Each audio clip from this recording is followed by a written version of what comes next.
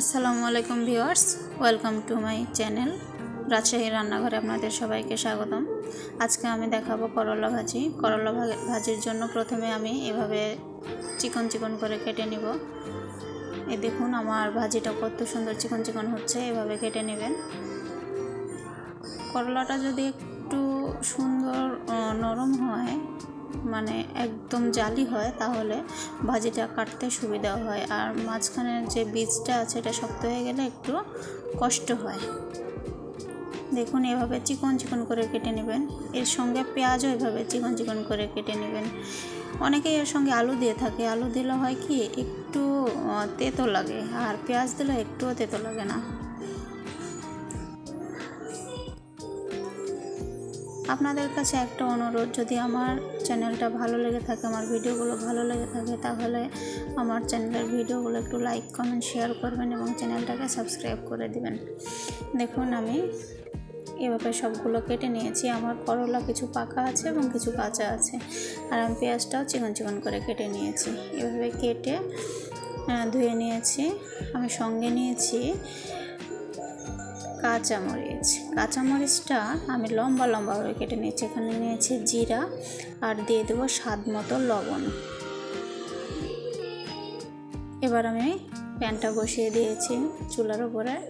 আমি প্রথমে মরিচগুলো দিয়ে নিলাম, কারণ একটু যদি পানি থাকে তাহলে শুকিয়ে যাবে, আর আগে তেল দিলে পরে যদি আমি কাঁচামরিচটা দিয়ে নিই তাহলে ফুটে উঠবে, ফুটে গায়ে পড়ার সম্ভাবনা আছে। তার জন্য আমি আগে মরিচটা দিয়ে নিলাম।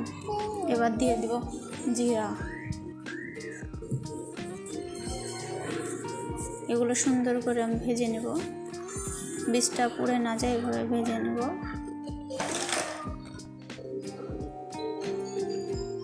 এই দেখুন সুন্দর লাল হয়ে এসেছে।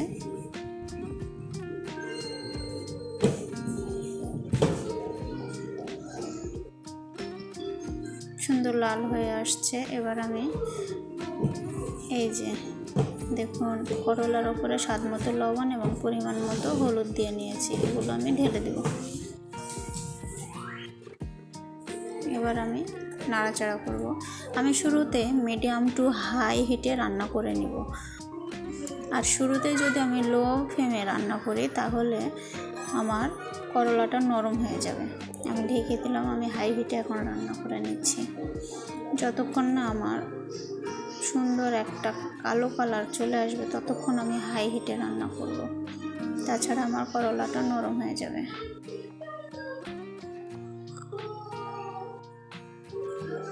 দেখুন আমার সুন্দর কালার চেঞ্জ হয়ে এসেছে। এবার আমি চুলার ফ্লেমটা একটু কমিয়ে দেব। আমি এখন মিডিয়াম টু লো হিটে রান্না করব।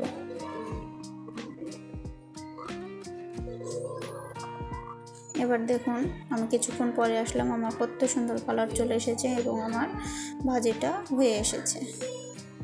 এবার এটাকে আমি নামিয়ে নেব।